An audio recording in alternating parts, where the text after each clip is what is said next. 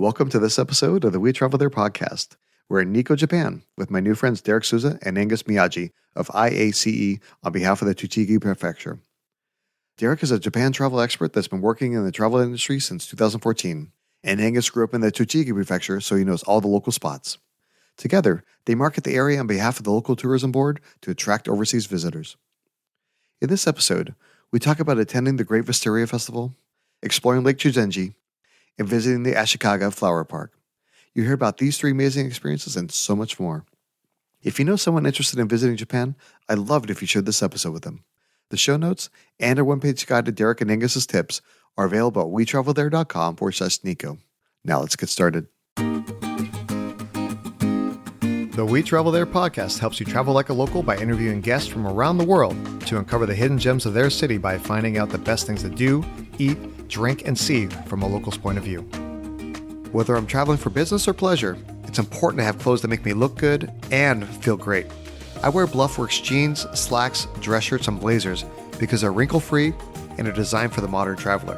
And if they get dirty, a quick spin in the washing machine and they're good as new. Go to wetravelthere.com/Bluffworks for a special offer and to select from the latest styles so you can stay wrinkle-free when you travel.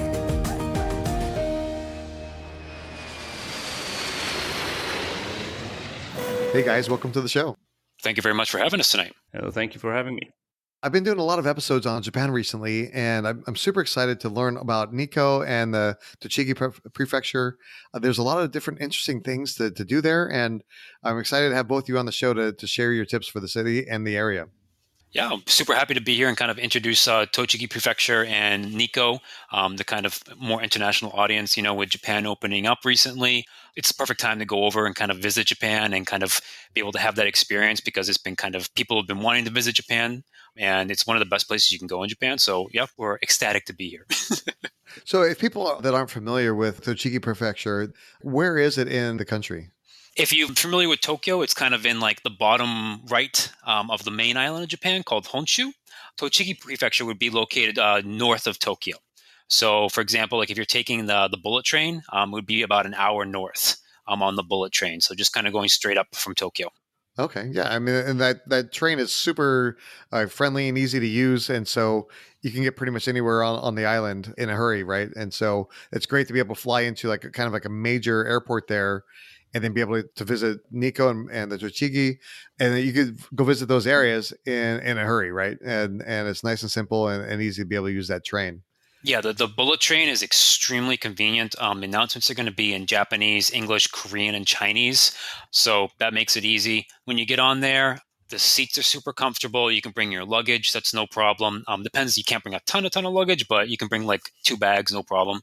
Yeah. And then, for example, from Tokyo Station up to what's called Utsunomiya, which is the capital of Tochigi Prefecture, it's less than an hour on the bullet train. And then from there, you can kind of get to anywhere in Tochigi Prefecture. To get to Nikko specifically, there's a train that leaves there. It takes about an hour as well to get from Utsunomiya, which is the capital, to Nikko City. So that's another option. But yeah, if you want to go up to a place called Nasu, which is a little bit farther north, you can do that on the bullet train. And yeah, I mean, the bullet train basically take you anywhere in Japan that you want to go for the most part. Oh, that's fantastic. Yeah, I love being able to use public transportation like that, not having to worry about renting a car, trying to figure out what side of the road to drive on and trying to read the signs and everything like that. And just being able to take the train, relax, enjoy yourself. And then when you get there, you're nice and refreshed and relaxed. That way you can go out and explore the city and enjoy everything that it has to offer. Okay, so for us, say in the United States, we would obviously then fly into Tokyo, take the bullet train up, and then once we're in the prefecture or like specifically in Nikko, obviously we're taking the train there. Then how do we get around the city? Is it very walkable? Do we just take an Uber or taxi? So how do we do that? So there's a couple of different options. When you get to the actual city area, to be honest, I think most people that go there probably want to walk to like the main attractions that are in like the kind of walkable distance. So for example, the main tourist attractions, which is called Toshogu Shrine, it's called the Shrines and Temples of Nikko. It's a UNESCO World Heritage Site. It's about a half an hour walk from Nikko Station. So I've personally done the walk most of the time when I've gone there because I just love the kind of local atmosphere to kind of go be able to explore the city. Taxis are another option. In terms of Uber in Japan, so what Uber does is Uber actually just calls a taxi company. It doesn't call like an actual Uber. And it doesn't work in every area of Japan. So You can use Uber in Japan, but it's spotty, the coverage. Oh, So, sure, sure. yeah, don't be expecting to kind of like call Ubers, especially if you go to a more rural place and not like a place that doesn't have as much kind of, international tourism. Don't expect Uber to work in every single area very well. Yeah, there's plenty of taxis there, and also a fantastic bus system. So, typically you can take the bus right from the station, and it'll take you anywhere you basically want to go into the Nikko area. And then there are trains as well that get to different places, but directly in the Nikko area, that kind of where the main tourist attractions are, there's no trains that are taking you there besides for like the main station itself. Well, that makes a lot of sense. Well, okay. And so if there's somebody like me that I know virtually zero Japanese, right? And so Angus, if I'm going to come there and I'm going to use a taxi to get around, say I don't want to walk, or maybe it's a little later at night, or, it's a little cold or whatever, I want to use a taxi instead of walking. Are they going to speak English, or do I need to have a translator to be able to learn Japanese? How do we do that as far as being able to connect with the taxi drivers as well as some of the other local business owners? Yeah, that's a good question because I think a lot of the times the taxi companies do have like a translator, but also if you're like in a really rural area and it's like late at night, it's kind of hard to get a taxi. If you really need to get somewhere, I'd probably ask someone to help you out. If you're like in an area where it's like, dark and there's no one really around, it might be quite hard to get a taxi at that time. But in terms of language, I mean, most people are very friendly and they'll be able to, help you. They go out their way to help you find your way home or wherever you want to go. Oh, sure, sure. And then similarly, I know that in many ways, like Japan is like so much more advanced than the U.S. as far as all the different gadgets and technology and everything like that. Are credit cards accepted everywhere, and like mobile payments, or do I need to have some cash on me to be able to transact business through my visit? Yeah, credit cards are usually accepted at most places, like taxis or transportations. If you're going to like a local shop, sometimes they might prefer cash. If you do have like a transportation card, like Suica card or some other, there's like these transportation cards that they have in Japan. They usually take those, even if they don't take credit cards. So it is advisable to take some cash with you, but it's becoming more cashless as it used to be. So you're saying like these transportation cards, like the Suica card and some of the others, that they actually act more like a stored value card that you can use when you're making purchases? Yeah, exactly. Yeah. Oh, nice, nice. Okay, now let's take a step back. If we're planning our visit to Nikko and the Tochigi Prefecture throughout the year, obviously there's different seasons and everything like that, and then obviously different festivals and annual events that occur. So, what's the weather like throughout the year? And then, do you have any recommendations for festivals and annual events? Japan has a very kind of like distinctive four seasons. It's very similar to like New England. So we have like a very pronounced spring, summer, fall, and winter. In the winter, you'll have, especially up in Nikko, you'll have a lot more snow. Down in like Utsunomiya, there's less, which is the capital. Nikko's up in the mountains, so there's going to be more snow. Then you have kind of the spring, the warming to the spring, and then the cherry blossoms are actually in spring. Cherry blossom time is absolutely gorgeous in Japan, but if you're going there during the cherry blossom period, it's going to, no matter where you kind of go, there's always going to kind of be crowds because everybody's out. Certain places are going to have more crowds than others. For example, like if you go to Kyoto, Kyoto is a madhouse during the cherry blossom season. Whereas Tochigi Prefecture, you're going to have a lot more kind of open area places, which can be, you can enjoy the cherry blossom, so it's not going to be as crowded as a place like Kyoto. So you have the rainy season, and then you have the summer takes on. Then from the summer, you go into the fall. Fall in Tochigi Prefecture is a magical time to visit. So Kyoto gets a lot of kind of the reputation in Japan for a lot of like the fall colors. Tochigi is on the same level, especially in the Nikko area. The amount of like beautiful like blazing oranges and reds that you can go see on the trees up there, it's absolutely amazing being able to kind of see fall in Nikko. So highly, highly recommend Nikko for the fall foliage. In terms of like the foliage itself, it depends on where you are in Tochigi Prefecture. So if you're kind of up on the tippity top of the mountains, it's going to be like middle October when you kind of start reaching the peak. And then as you kind of come down in elevation, you're going to get to maybe about mid-November when you're going to reach the peak. So for example, like where the shrines are and like the lake is in Nikko area, you're looking kind of like the end of October, beginning of November. This is kind of the best viewing period for the fall colors up there. Nice. And it kind of aligns with an autumn festival that's happening in October as well, right? Yeah, I mean, there's festivals throughout the year. For example, like in the winter, they have something called the Unishikawa Onsen Festival, which is kind of north of Nikko. So, and then like there is the Kanuma Autumn Festival, which is Kanuma is a city close to Utsunomiya, so it's a little bit away from Nikko. But then there's other kind of other festivals around there. There's a spring festival in Nikko itself called the Toshogu Grand Spring Festival. That's located in May. And up in the Nasu area, which is up in the north, you have other festivals as well. And then one of my personal favorite festivals is called the Great Wisteria Festival.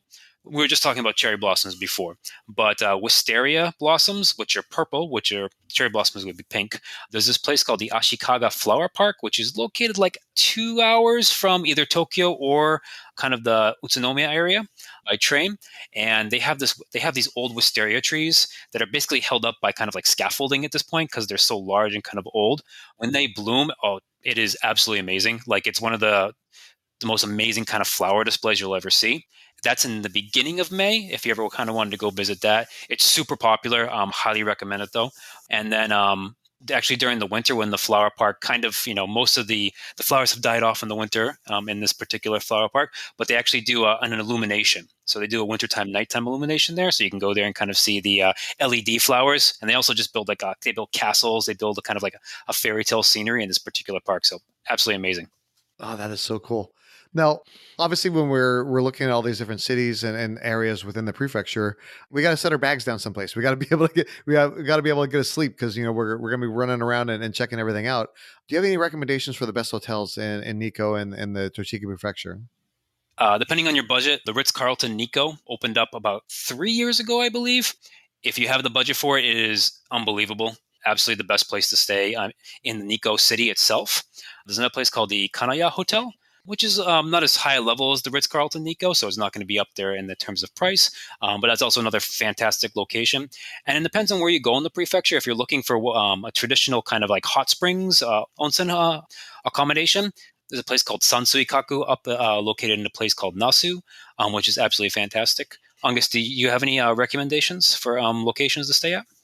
Yeah, there's many places in Nikko, obviously, to stay because it's a very, it's a World Heritage area.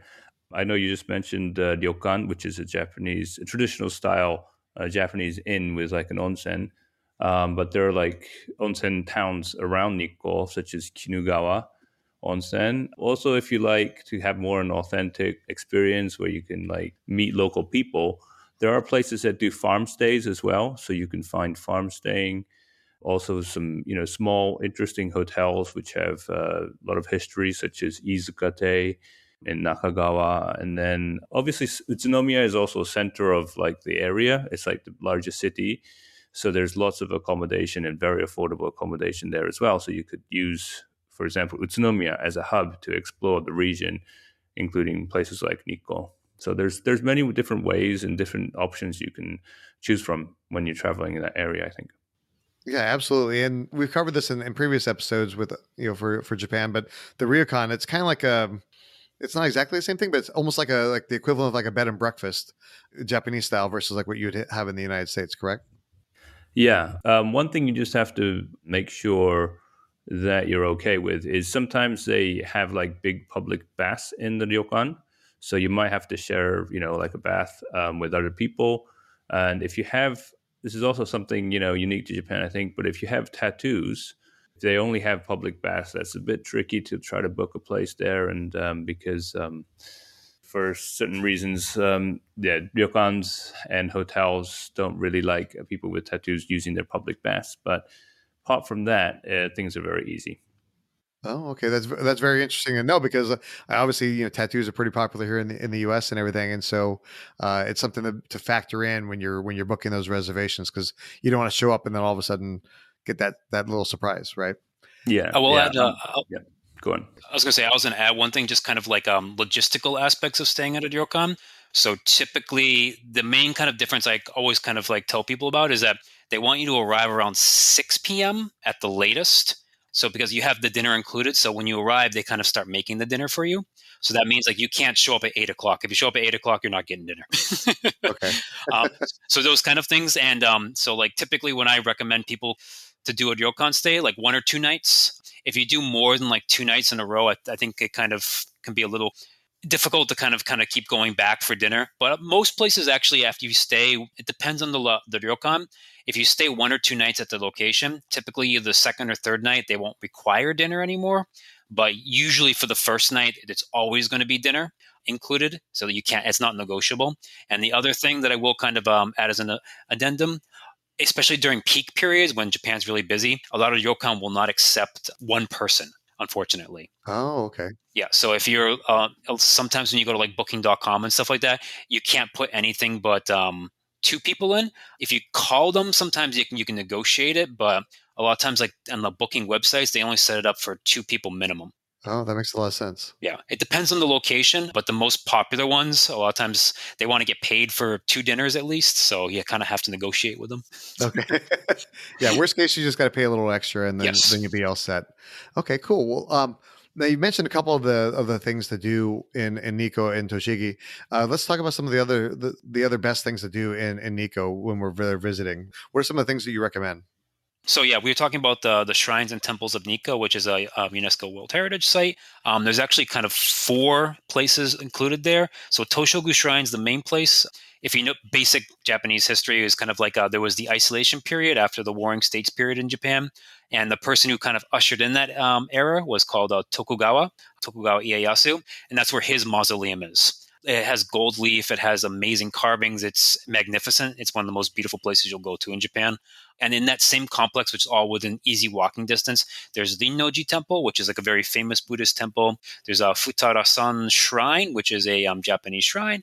And then there's Taiyuin, which is Tokugawa Iemitsu, which is one of the offspring of Tokugawa Ieyasu. His mausoleum is located there as well. So that's the main area in the Nikko area. And then if you go a little bit further up north, there's a place called Okuniko and Lake Chuzenji. This is where the Ritz-Carlton is located. That's amazing for like trekking and hiking. Absolutely gorgeous place. This is where kind of like the fall foliage is the best. Yeah, if you're visiting Nikko in that region, you might as well like stay a couple of days and explore other places around Nikko because there's so much things to do. One place I suggest is it's kind of gaining a little bit of more popularity, but there's a place called Mashiko, which is maybe an hour from Nikko on the south borders of Tochigi Prefecture. But this place is famous for its pottery, and they have like major pottery fairs twice a year, like in early May and early November. And many, many people come, and there's many potters in the area and artists that come and do like, it's just a really massive fair that people really enjoy going to. If you like artisty stuff or if you like crafts, Mashiko is also a very well-known area nearby. There's also sake breweries, same in Nikko as well, but around the area, there's many, many sake breweries, and a lot of them also offer tours, and they also really welcoming towards foreigners. So that's another interesting thing to do while you're in the area. Yeah, I saw something that in Sano City, there's like a kind of almost like a world famous sake brewery there. Yeah, I think that's the Daiichi Shuzo.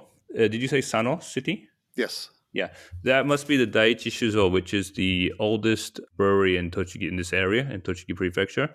But there are probably about 20 or so that are similar like Daiichi Shuzo around this area. So there's actually quite a lot of options to, if you're in town, if you're going somewhere, it's worth checking up if there's a sake brewery around and if it offers like tours or something, because a lot of them do.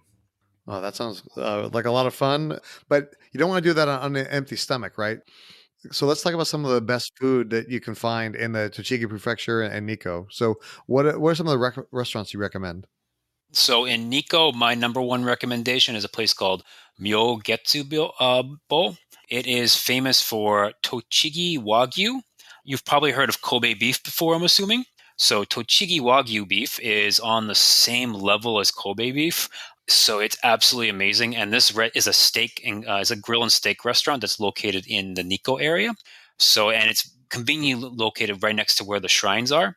So if you're going there and you have time and want to try some of the best steak in all of Japan, highly, highly, highly recommend Myogetsubo. It's absolutely amazing. And then the other place that I recommend in Tochigi Prefecture, just kind of there's a couple different restaurants, but it's something called Yuba. So Yuba is a soy product that was kind of cultivated at, like we were talking about the temples before, is a Ninnoji temple. It's a Buddhist temple. So Buddhist monks eat vegetarian food. So they kind of have been focusing on crafting like vegetarian cuisine over the last 1,000 years. And Yuba from Nikko and Tochigi in general is one of the most famous kind of vegetarian cuisines from the area. It's actually good enough to be served to the Japanese imperial family. So one of the Tochigi Yuba producers in the prefecture provides the Japanese imperial family with Yuba.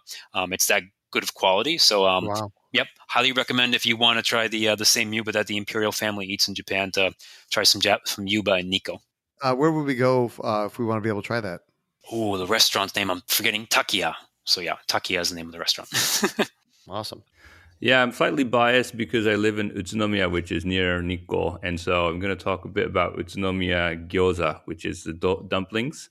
This area is famous for their gyoza dumplings. And there's, I think, hundreds and hundreds of gyoza restaurants around here. So I always recommend people when they go to Nikko, they usually have to change trains at Utsunomiya Station. And to get out Utsunomiya Station, walk around and go to some of the gyoza restaurants in town.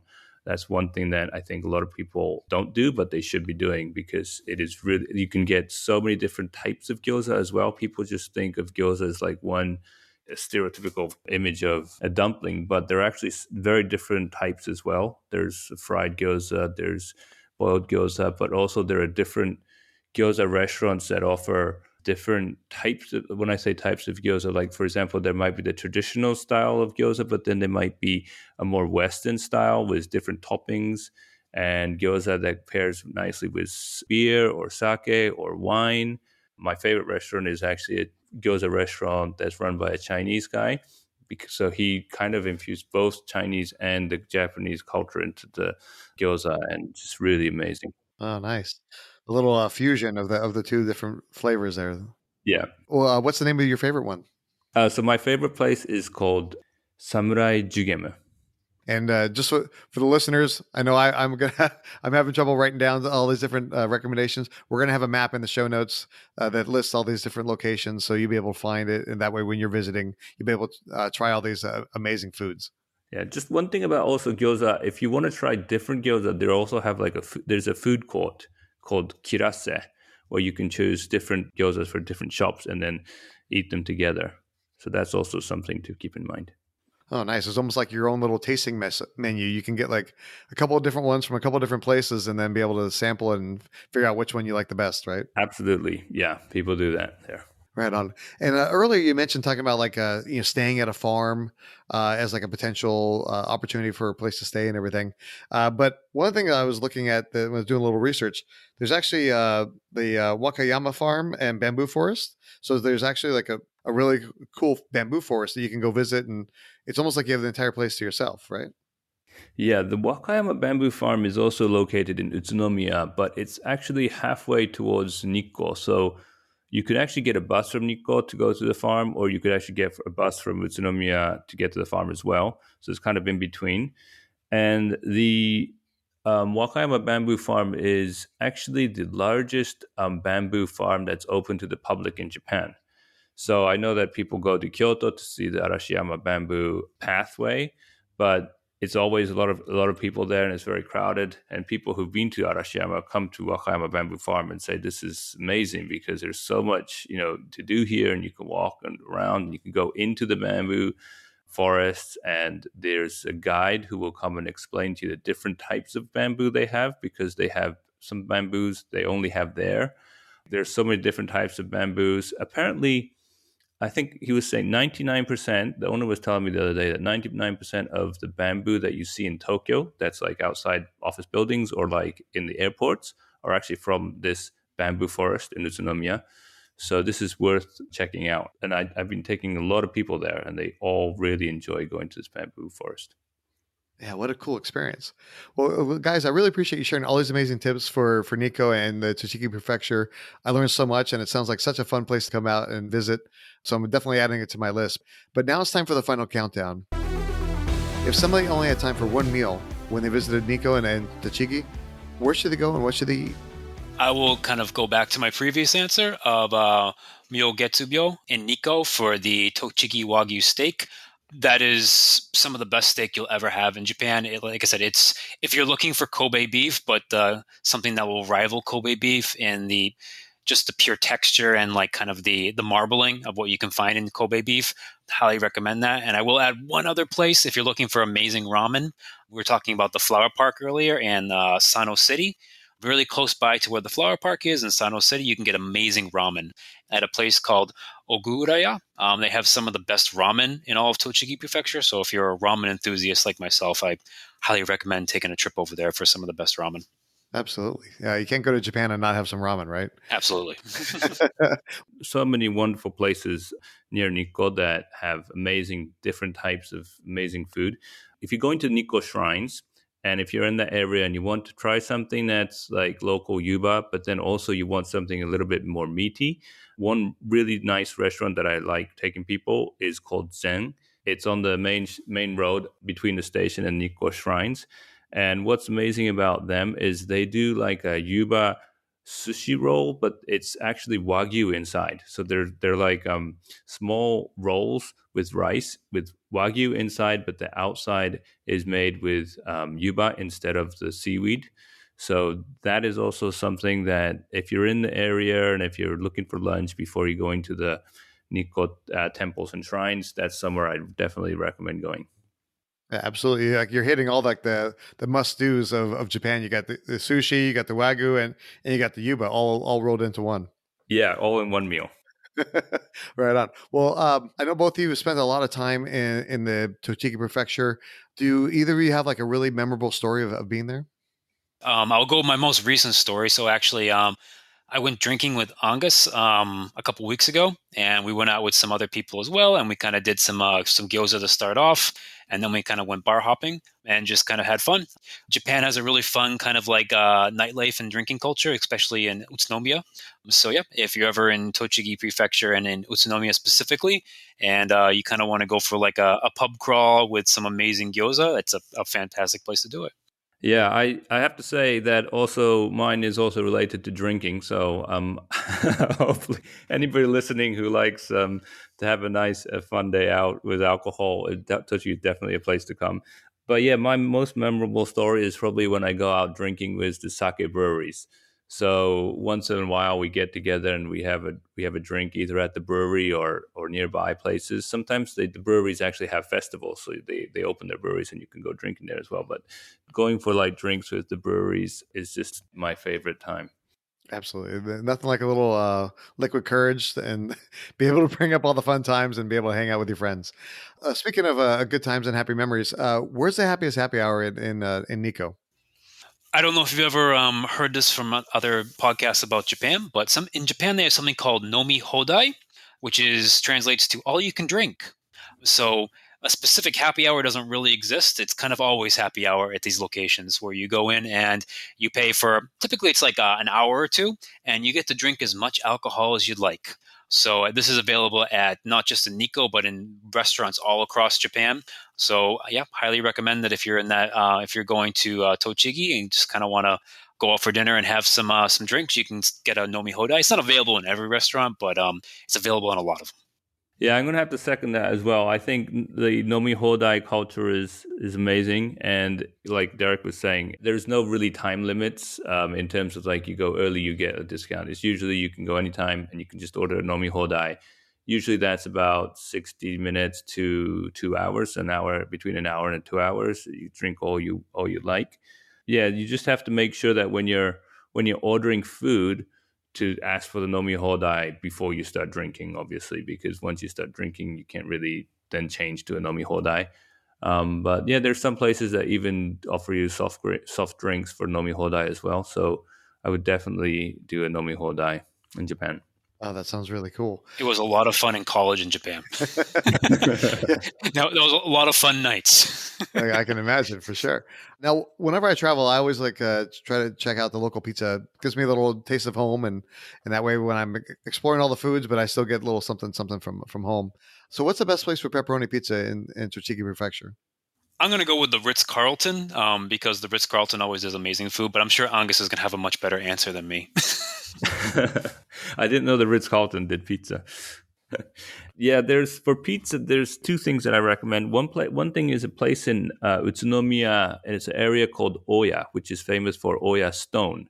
This particular stone was used by Frank Lloyd Wright, which is an American architect. He used it for his buildings.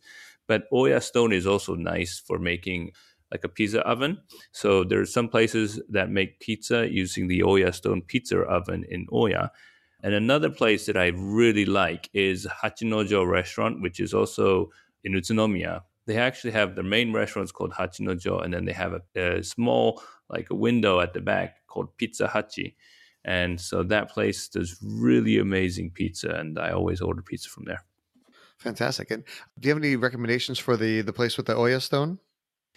A lot of the times it could be like on a, what do you call it, like a food truck. Sometimes they're on food trucks and stuff.